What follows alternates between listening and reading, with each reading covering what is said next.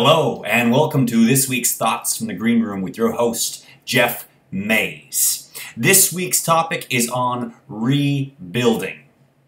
So I was down in Cuba last week, and I was having a great time. Weather's gorgeous down there, and it was before America came in to take over, so I wanted to see the place. Havana is gorgeous. But anyway, I digress.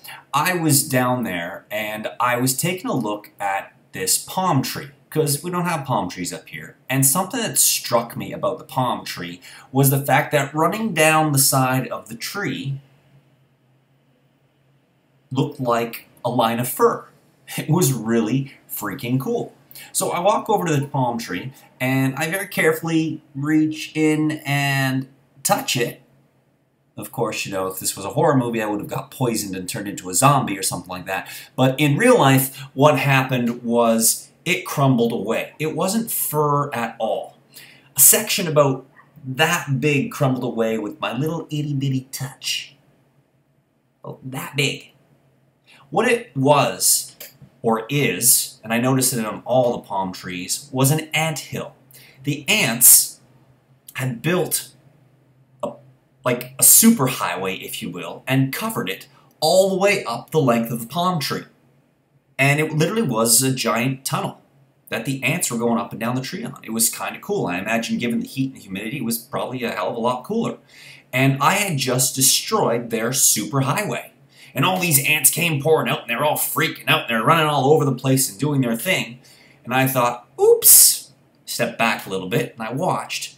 And, you know, some of the ants fell off and had to dig into the ground and do their thing, but a lot of them immediately started coalescing around this thing. And I saw them sort of stacking themselves up and realigning, and I was blown away, first off, by the industry of the ants.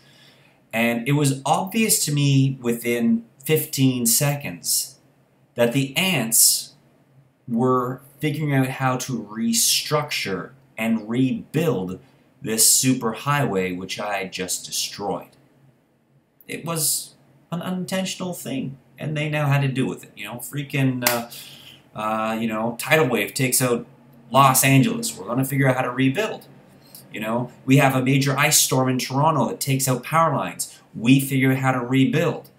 I can go on for days, but in this case, for the ants, my finger and my curiosity was the ice storm or the tidal wave, and they were figuring out how to rebuild. It made me think, ladies and gentlemen, about the less tangible aspects of rebuilding. How many times does the tidal wave, the ice storm, the tsunami, the volcano, whatever it is, how many times in your life does that super being reach down and touch you and shatter your superhighway? Your dream, your goal, your idea of what the day is going to look like, your plans with a best friend that get destroyed because something happens.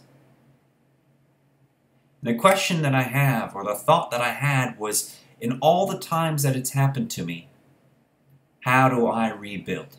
Now I turn this out specifically to the artists because I know that as an artist, we go up and we go down. We get a good run of shows. We get a good run where people are buying our books, our artwork, and then nothing, and we get crushed, and we think to ourselves, what does it take for me to be relevant in terms of people buying what I have to sell?